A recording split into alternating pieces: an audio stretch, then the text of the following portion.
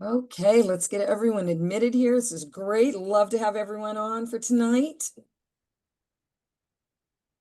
Okay, we'll admit a few more people and we'll get started and do some introductions and all. Let's see here. Make sure I've got everything. Go make sure recording for the folks that can't join us. I know y'all have gotten to enjoy the recordings this summer.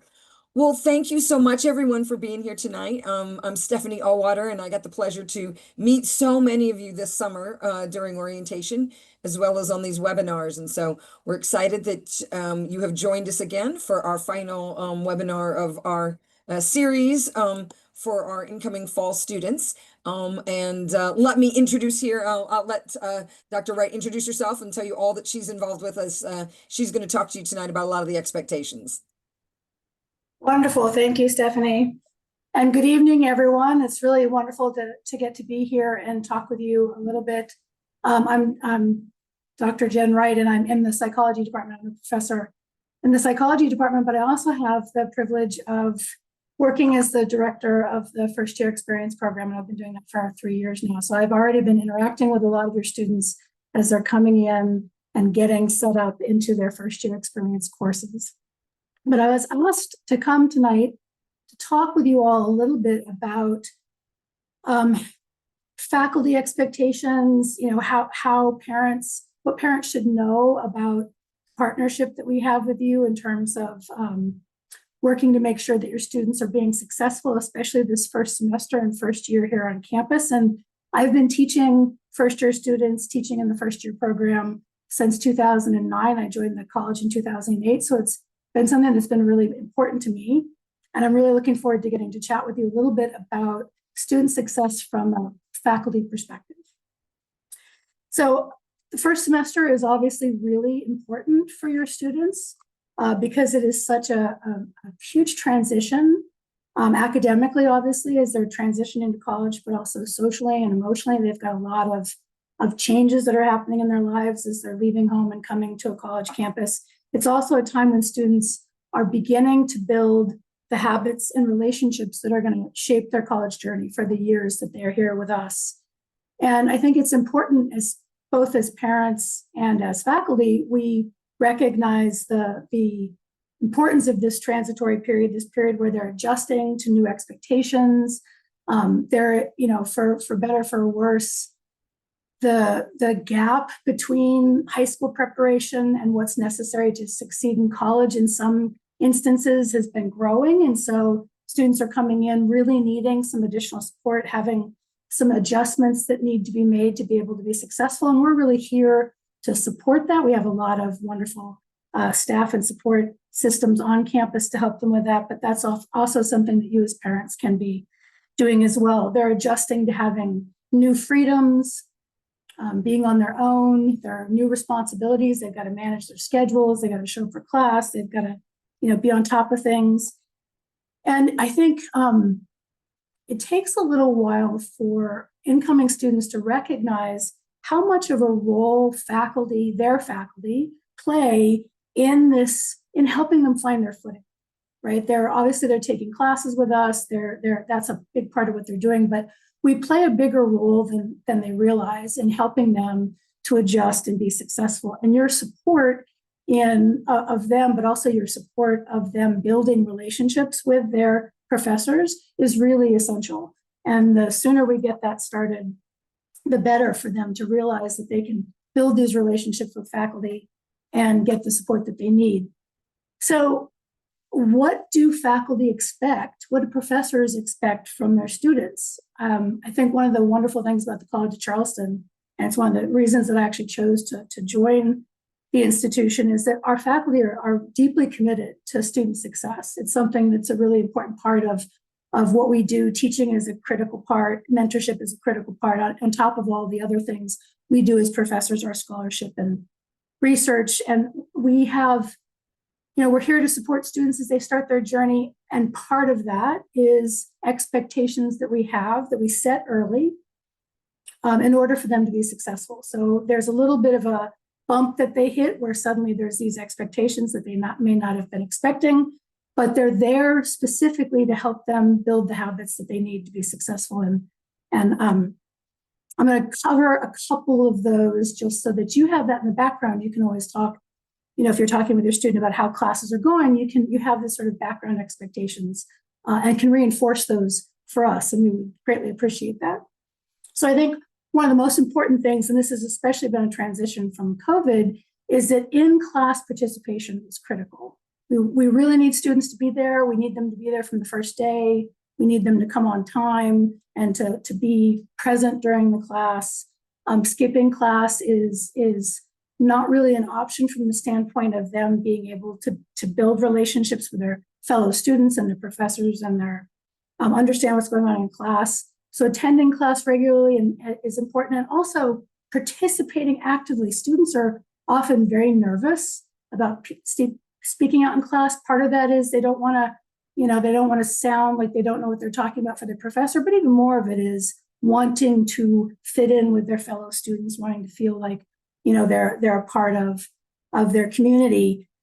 And so sometimes it's a little bit difficult to get them going in having conversations and participating. But one of the things that you could really reinforce is how important that is, how much we as professors really love active conversations. We love questions. We love being challenged. We love having a lot of engagement in class. It's a really critical part of the learning experience as far as we're concerned. And so they're not just there to sit and listen to a lecture and then leave. They're really there to participate in an ongoing dialogue and conversation, engage with their classmates, engage with their professors. This is really important. It's also critical for them from the very beginning to get clear on what the expectations are for each class, because one of the things that they may have already talked to you about is that every class is different. There's not a standard syllabus. Every class is set up differently. Professors have different grading techniques, different expectations, and it's really important for them to lay those out, get a clear picture of what each of the classes is going to entail, going through those syllabi, and making notes about what's expected and where there's going to be tests, where there's going to be papers, where there's going to be miscellaneous assignments, and starting to build a map of how to meet those deadlines, coming up with a strategy. Every student may have a different time management strategy. Not every strategy works for every student, but it's really critical for them to be developing those early on, coming up with an idea of how much time they're going to study for each class, building that time into their schedule. Really, really important. Also, really strongly encourage your students to communicate with us. It's really wonderful when they reach out, surprisingly perhaps for them. It's wonderful when they reach out to us as they're struggling, even before they're struggling, even before they get that first test that they did more poorly on than they expected. If they're reaching out to us saying, hey, I want to just double check that I know what's going on here. I want to make sure that I'm taking notes properly, or I'm understanding the lecture, or preparing for the exam properly. These are really important things for them to be doing, not only because it'll help them be more successful in the class, but also one of the things that they're going to be doing over time is building relationships with their faculty, with their professors, because we are the ones that will be writing letters of recommendation for when they go on to various other forms of education, going on to graduate school, when they're applying for jobs or internships or a variety of things. Our relationships with them is really important. And so building that relationship early is fabulous. I mean, it's wonderful for us when we get to know a student when they're a first-year student, and then they stay a part of our lives for the 4 years that they're here. It's such a great growth curve. We get to see so much growth and development, and it's really fun for us, and it's really helps them get the experiences that they need to be successful. So making sure that they are communicating with us, not sending emails that are like, I missed class, did I miss anything important? Making sure that they are addressing their professors according to their professional titles, whatever those might be, making sure that they identify who they are in whatever email they're sending, and emails are a really reliable way to get in touch with faculty. Hi, this is who I am, and this is the class that I'm in, because we do teach a lot of students. Many of us have as many as like 150 in a given semester, often less, but you never know. And I think that the more they take advantage of office hours, in fact, we have this really funny video on office hours as like a treatment for FWOMP, which is fear of meeting one-on-one with my professor. Office hours are a wonderful way of connecting with the faculty, learning more about what's going on in class. You can come with questions or you can come just to chat. And it also opens the door for students to learn about other kinds of high impact experiences, because it's not just about what's happening in class, it's about getting involved in research, going on, getting internships with faculty or with off campus, going on study abroad trips, getting involved in things that are happening co-curricularly. There's so much for them to do that it's not just the social aspect, but also the academic aspect. There's so much for them to do to grow and develop that the more they're in communication with their faculty, the more they're going to know what's going on and get to take advantage of it. And they may actually end up having fun, which is always great.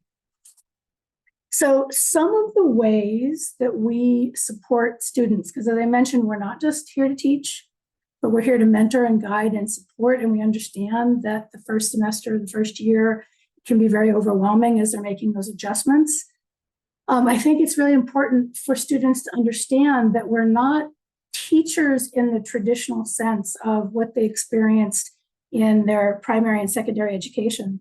We are scholars, we're researchers, we're in the lab, we're writing, we're going to conferences, we're doing a bunch of things like that. And part of the motivation to teach is to share our passion. We love being in the classroom, talking with students about what it is that what we know and what we don't know, and getting them, like lighting that fire to get them excited about learning new things and realizing that the process of learning it's just an ongoing endeavor. There's always new things to learn, new things to discover. And so our primary goal, I guess, is to be able to share that passion, to be able to get them excited. Obviously, the content matters for their learning skills, they're learning information that they need, but also they're learning a way of life. They're learning about what it's like to be excited about various things that we might be doing and studying, and getting to be a part of that community is fabulous. We do try to set really clear course expectations and create syllabi that are accessible and clear on what's expected. If your student is really struggling to understand what's in the syllabus for a course, please encourage them to talk to their faculty member. Please encourage them to reach out and get more information, because we will always do our best to explain what the expectations are. We provide, obviously we have our office hours, which are standard open invitation times, like mine are Wednesday, 12 to 3. Students can stop in. We encourage them to come at any time to just engage in discussion, ask questions, but we're always available for times outside of that. They can set appointments whenever they need to come in and meet. That's a critical part of how we support them. And then, as I mentioned, there's lots of ways in which we can get them involved in research, talk to them about internship opportunities. If students understood how much faculty worry about them and talk about their success, and I spend so much time with my colleagues worrying as they're coming to me saying, oh, I have a student that's not doing well, I'm not sure what to do, I'm not sure how to reach them, I'm not sure what's going to work. They worry a lot about how well your students are doing, and they're very motivated for them to succeed. This is something that's very important to our faculty. So helping them to see that we're not the enemy, we're really there rooting for them. We want them to succeed. We just need them to connect with us, I think, is a really important thing. We want them to be successful. We want them to find their career path. And even more than that, we want them to find their life path. We want to find out what interests them, get them excited, help them find meaning in their lives and direction for where they're going to go as adults, because that's ultimately what's happening here, is they're starting off in their adult journey. We're only together for 4 years, but many of us stay in touch. I know students that are now parents, they've got kids, they're going on to live their lives, and they reach out to me regularly to say hi and just send me pictures or connect when they're in town. So it may be 4 years on campus, but it's often decades beyond that outside of the campus community. We also have a number of mechanisms in place, which, as I understand it, are also available to families. So one link that would be really good to have is the FAST report link. And this is a way for families and professors and peer facilitators, like anyone who's working with the student, to report if they think there's a concern. So we're usually pretty proactive about filing fast if we have a student that's not coming to class, if we have a student that's really seems to be struggling, there's something off, they don't seem to be their usual selves, but we're keeping an eye on how they're doing. And even though we're not mental health professionals, many of us, we will do our best to connect them with the people that can help them, whether it's academic support they need, mental health support, regular health support, whatever's going on. Our goal is to try to let the people know, let people who can help know what's going on, and then to help connect them to resources. So we are keeping an eye, and that is certainly something that you can do as well. As a parent, if you are worried that if you're concerned that something is not going the way that it should, you can raise the awareness of that. You can file a fast report and let the dean of students and other offices know what's going on, so that they can connect with your student and help to make sure that they have what they need. You are a vital part of your students' support system as they are transitioning to being adults. You're a vital part of that transition for them.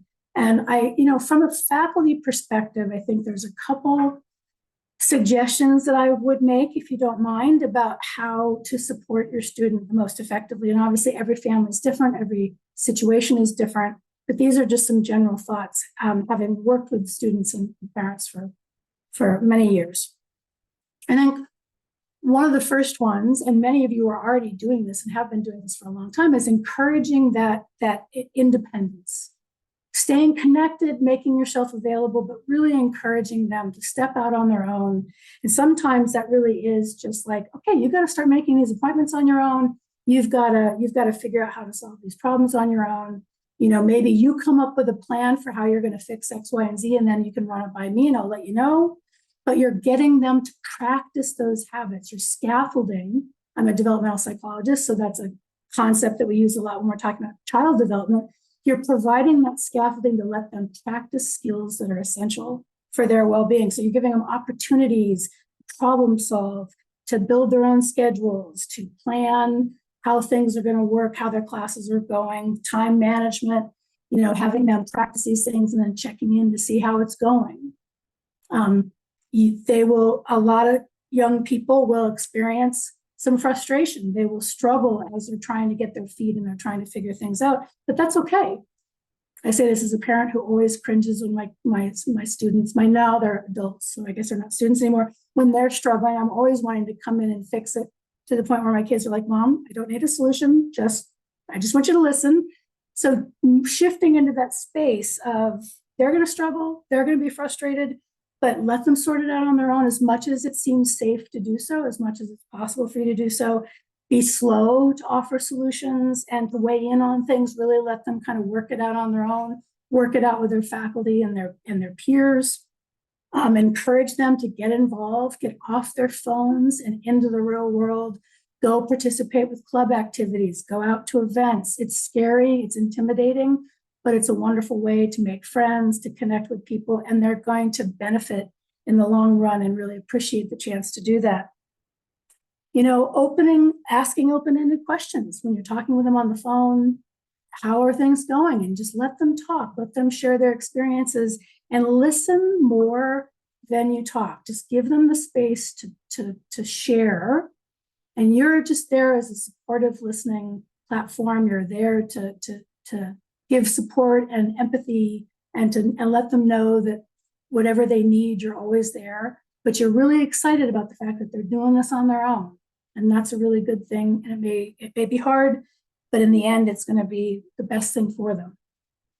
Celebrating small wins, really celebrating when they get that B+, instead of the C that they were worried they were going to get, when they make a little bit of progress, when they make a new friend, when they figure out where their classes are. These are the small successes that you can celebrate with them. And remind them whenever they're struggling, please remind them to reach out to their faculty and reach out to the support systems that are out there. We have so many support systems that are there to help them, but they need to reach out. And it's better if they reach out. We really prefer to connect directly with the students, with your students, rather than you. So obviously, if you feel the need to reach out because something's going on, absolutely do that. But also encourage your students to reach out and to try to make those connections first, to try to get to solve problems, ask questions, so that they start building those support systems that go beyond the family support systems that they already have, which are what wonderfully got them to where they are now. Okay, remind them of deadlines. So if you take a look at the academic calendar and you get a sense of the sorts of things that are coming up, it doesn't hurt to have an additional reminder of, hey, drop ads coming up on the 25th. And this is the date of course withdrawal, just so you kind of are keeping in mind that it doesn't hurt to remind them or help them build reminders of those sorts of deadlines.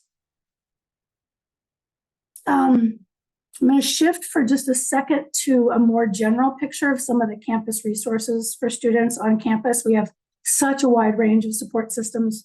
And as the director of the FYE program, I've become more and more intimately familiar with all of the wonderful people on campus who provide support for our students. And so I want to just put a few out there. There is a link that you can share with your students.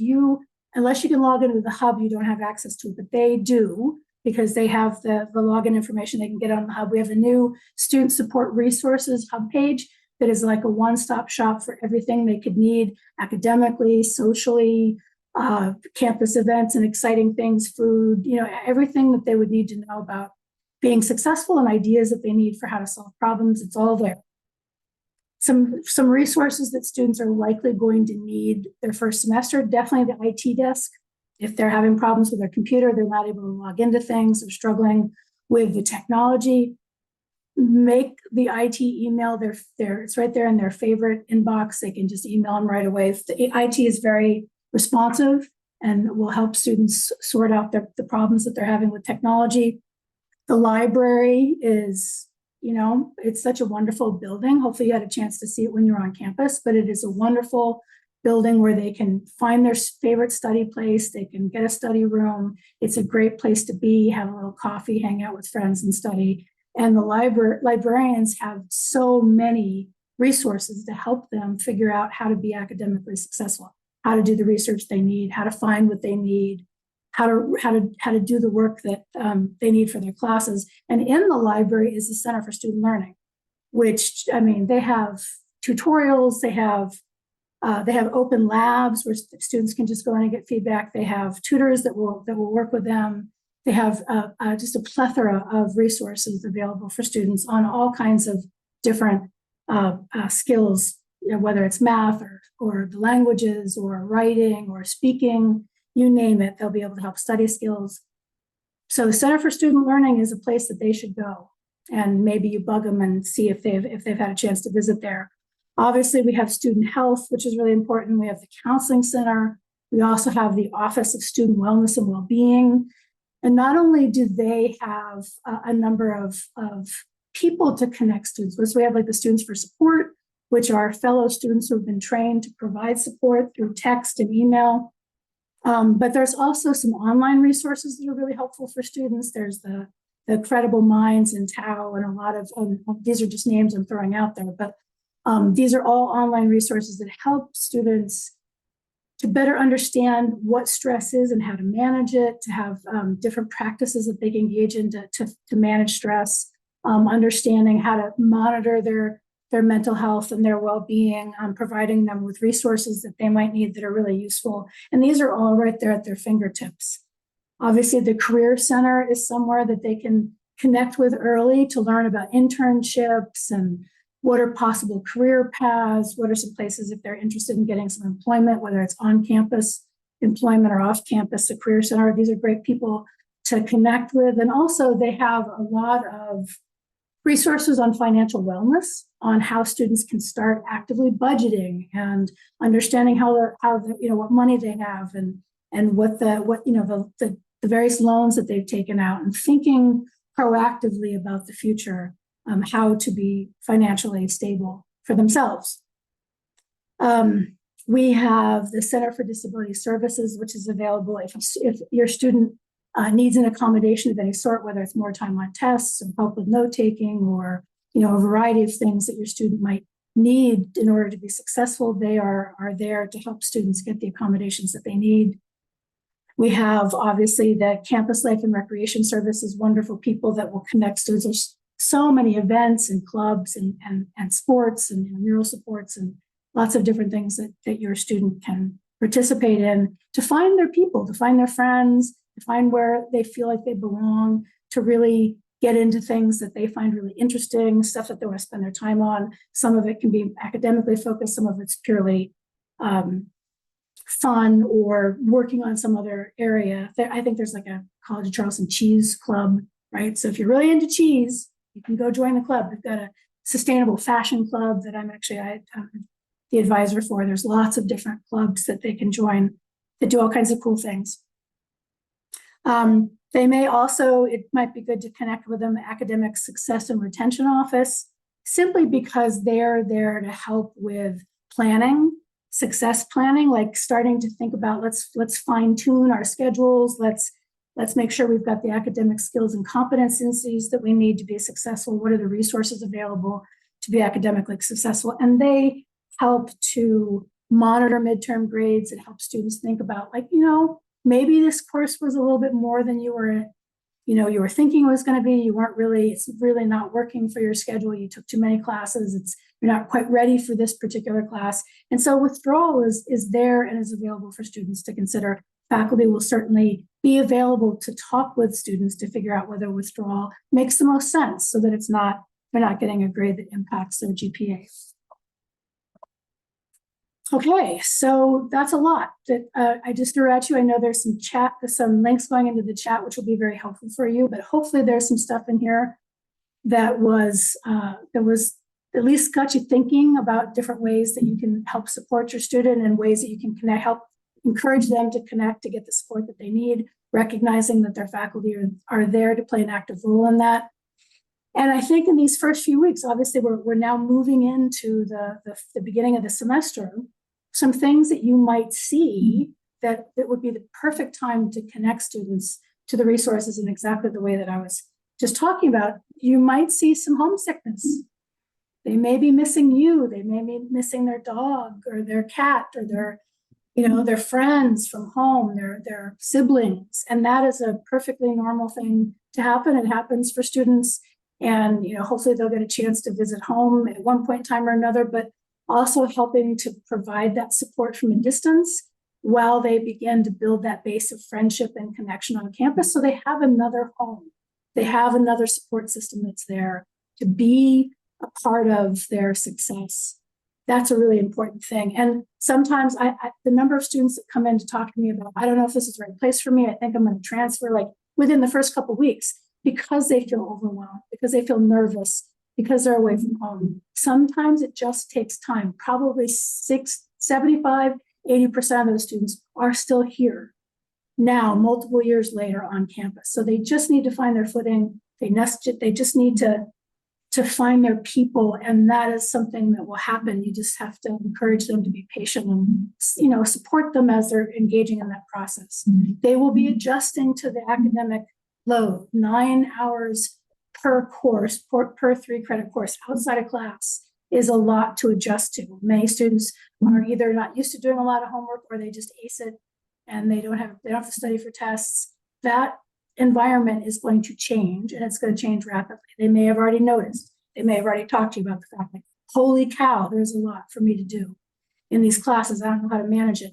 Helping them to just build that plan that I mentioned, building a studies, a time management plan for how they're going to study, getting everything mapped out can really help them to get there. But also recognizing that stress is a totally normal thing. There's nothing wrong. They're not failing. Every student experiences stress, and all they need to do is just hang in there, get the support that they need, and they will make it through. It's okay to feel nervous and to feel stressed. And it's okay to feel like you're not going to make friends. And it's like, I'm having roommate issues. I've already heard about in the class that I teach, a number of roommate issues. These are normal things as people are transitioning. It just takes a little patience, a little time, and the adjustment will happen. They may contact you every 5 minutes, every 30 minutes. They may contact you multiple times a day, or you may not hear from them for, 24, 48 hours, 72 hours a week. I think I would encourage you to set up a plan for what are the boundaries for you. Like, I know you're out having fun and doing your own thing, but I really want to hear from you every 2 days, or however many days feels comfortable to you as you are beginning to create this separation. Setting those boundaries so that they know you have this flexibility to be doing your own thing. But really, I need to hear from you every so often. Or really, I don't need to hear from you every 30 minutes because you forgot your code to log into Oaks. Like, encourage them to start developing that independence. And we're here to support them, and we're here to support you in this journey. It's so exciting to have them here with us. Every semester, I get to start over with a fresh group of first-year students, and I love it. Thank you for joining me and joining us today for this last webinar, and for trusting us with your students' education and letting us be a part of their journey as they become the wonderful and amazing adults that they're going to become. We get to watch it firsthand. We're right there, front row seats to seeing this wonderful development, and we're excited to partner with you in supporting their success at the College of Charleston. Thank you.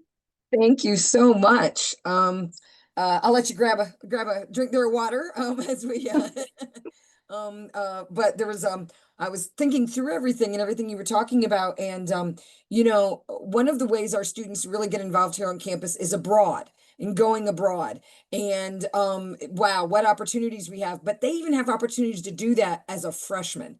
That is true. How cool is that? And so do you want to talk a little bit about Yes. FYE abroad? I'll put the link in there, but you want to talk a little bit about that? I know some of folks might have stopped by your table this summer at the info fair at orientation, but wanted to give you an opportunity to chat about that. Absolutely. And thank you for bringing that up. So I will say that one of the things that I was a little sad about when I started as the director of first year experience, because it's a job that goes through the summer, is that I had to give up my study abroad trips. I took students to Cambodia and Vietnam and to Rwanda and Uganda for 10 years. I would spend my entire summer traveling with students. A lot of them were first year students. And so one of the things I'm sure you've already found out is that the college takes study abroad really seriously. We love traveling with students. Many of our trips are with faculty here at the campus, working with students. There are also lots of other opportunities for them to study, even if they can't go with the CFC faculty. But it was a fabulous way to go. They'd get 6 credit hours. We'd be there for 5 weeks. For many of them, it was their junior or senior year. So it was wonderful when I took over as the director of first year experience to get to participate in the first year experience abroad. So we do, as Stephanie mentioned, we have trips that are exclusively for first year students. And this is really important. As someone who does a lot of study abroad, I think this is really critical because often when first year students are really adventurous and they go on those study abroad trips with everyone else, there's a lot of juniors and seniors and students that are, they're older and they're like, oh, the freshmen, they're so young. And it can feel a little isolating, even though often they do get incorporated into the group and it's a wonderful experience for them. But I really love the fact that we have a trip that is exclusively for first year students. So they're traveling with their peers and they're getting to be with people who they may have already had classes with.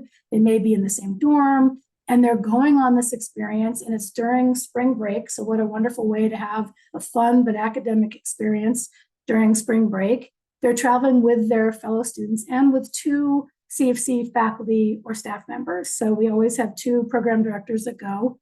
My friend and my partner in crime, we teach a learning community. We've been doing that for the last 10 years in FYE, and we run a trip to Denmark. So this will be our 3rd year taking students from the first year experience cohort to Denmark for spring break. And it's been a fantastic trip. I'm really looking forward to going again. But we have 4 other trips happening this spring break. We have a trip that's going to Guadalupe. We have a trip going to Scotland.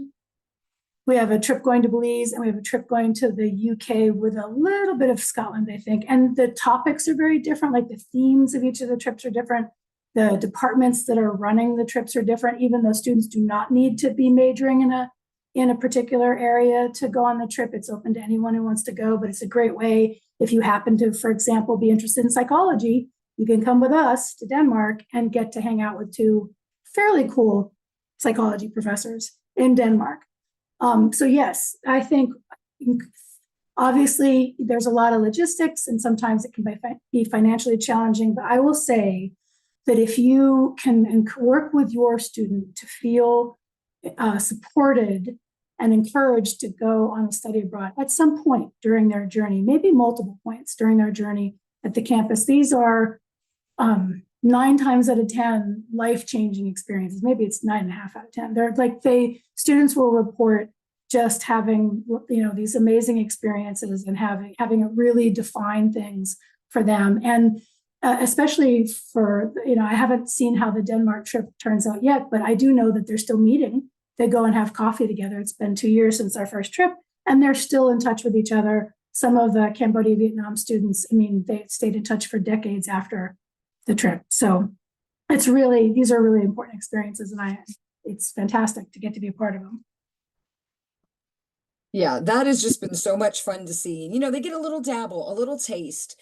Going abroad with someone with great faculty. You and your partner in crime whoa, that's got to be a good time. I know Dr. Lisa Ross, and how much fun. And so, something for your student to think about. Now, the deadlines are coming up for that. It is one of those things, going abroad isn't just like let me grab my passport and run out the door. So all abroad experiences need a little pre-planning. And so can you remind me of that deadline again for sign up for that?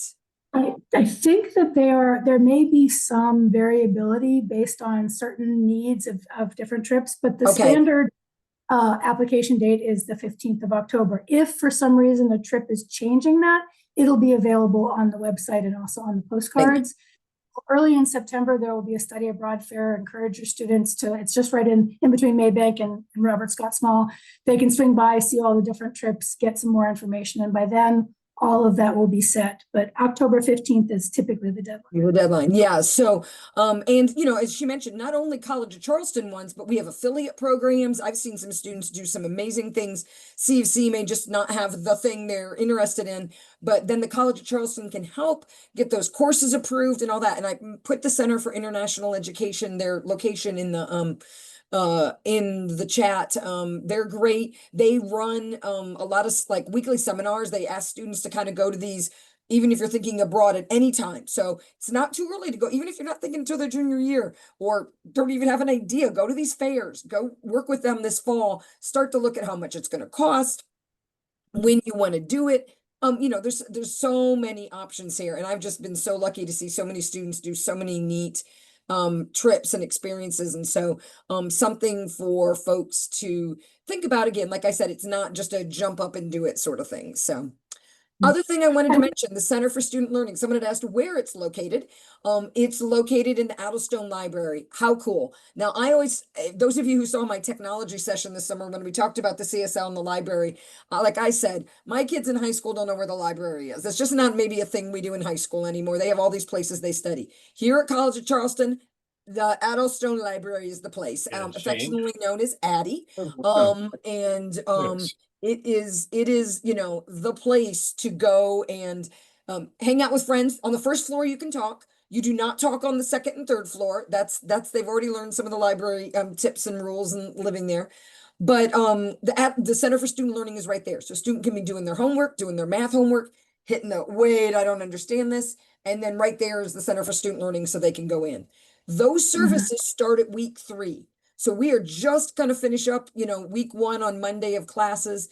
The first week, students are changing their schedule. Second week, the tutors and the peer educators that work in the lab need to adjust their schedules and plan that. So week 3, September 1, it will be open. Services are out there. The schedule is really great. They'll put the schedule out there of not only the times the labs are open, but who's available. Sometimes you go and you're like, Matt helped me so much with calculus. I want to go back when Matt's there, and you can see when Matt's working.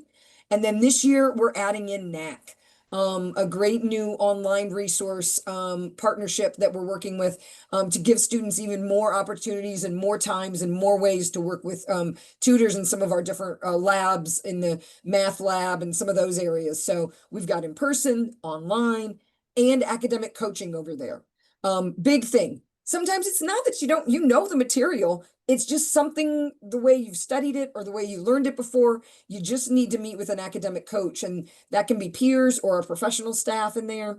And you can meet with them once, twice. One of our interns told a story this summer. He was trying to figure out geology. He's a theater major. Yeah, it's Benji. If you have any met him this summer, it was Benji. He's like, I don't do geology. And he was really gonna might possibly fail the class. And he went and met every day for like 2 weeks. And they just helped his brain get going on the way to look at everything, passed the class, did great. So, academic coaching can be what you need, and they will work with you on that. Yeah.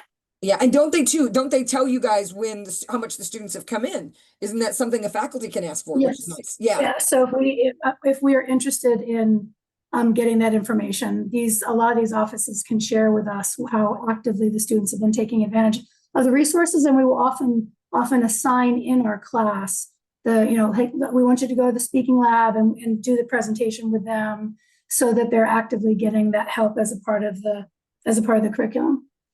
And I heard I heard a mom this summer telling me her student was like, oh, I can't go over there. They'll report it that I'm dumb and I shouldn't be here.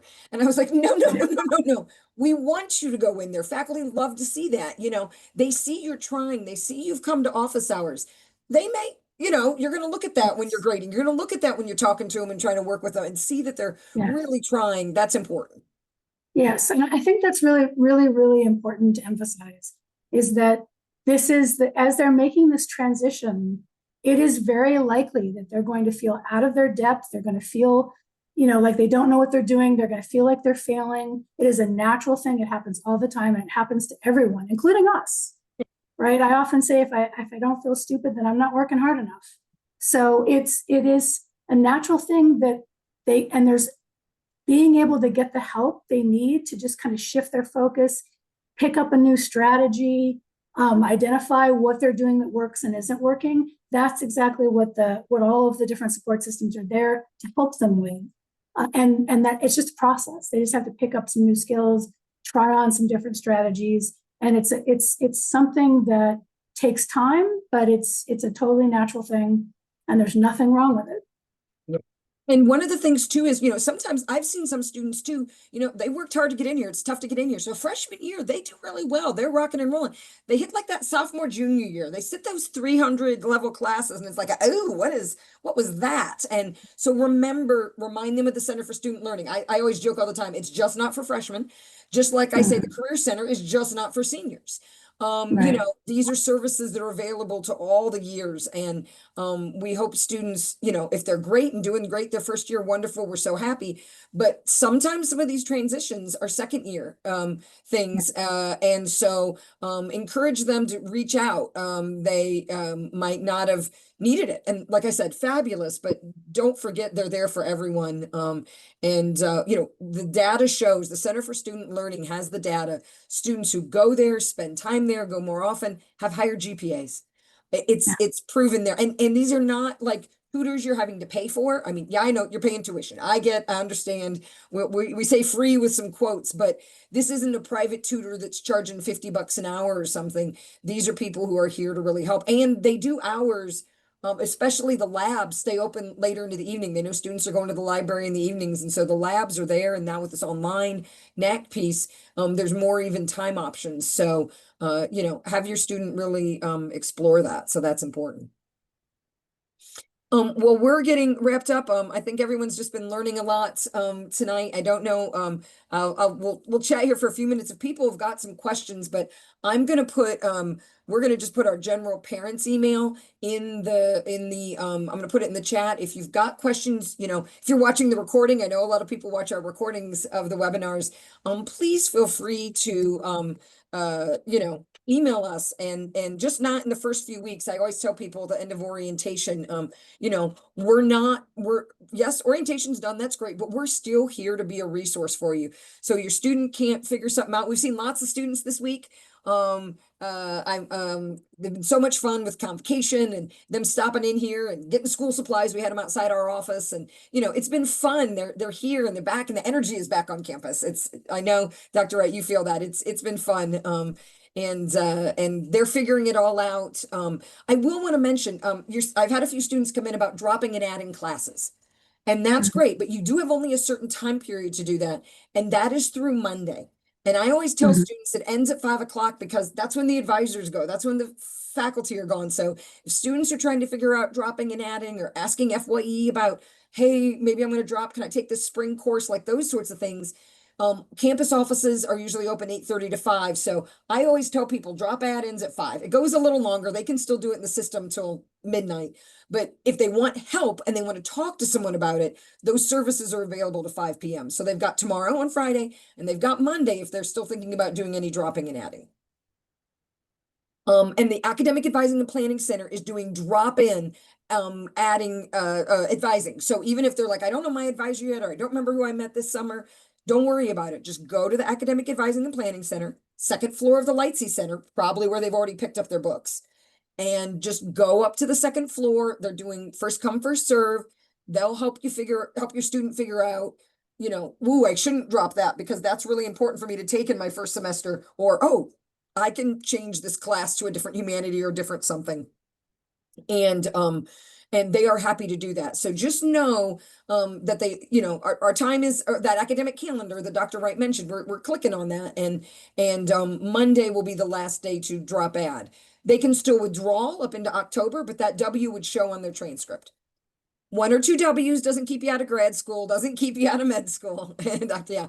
But we don't want to do that consistently, 4 or 5 every semester. We want to keep students going and keep them here. And so these are things, and they get email reminders. We know the first year it's a lot of dates, it's a lot of things trying to remember. So big on keeping up with their email. Yeah, I mean, you would talk, I think email is really important for faculty. Yes, yes, and I have mine attached to my body and find myself responding at 1 o'clock in the morning. Though I try not to do that. But yes, we respond rapidly to email. They do, and students can get I would suggest getting their email on their phone.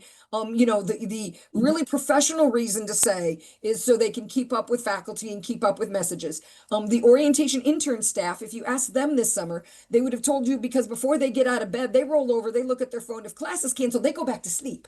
So they'll tell you they like it because on their phones, because they're on their phones and they can then see, wait, oh, we don't have class, or, oh, wait, I forgot this was coming up, or the professor sends hey, we're going to push that quiz back, a day, didn't catch up on all the material that's on the quiz, that sort of thing. So email's important, and they can put it on their phones. If they haven't, they can stop by the new student programs office, which is in the Lightsey Center annex next to the front doors of McAllister, not in the physical Lightsey Center, but the little building next to McAllister's front doors.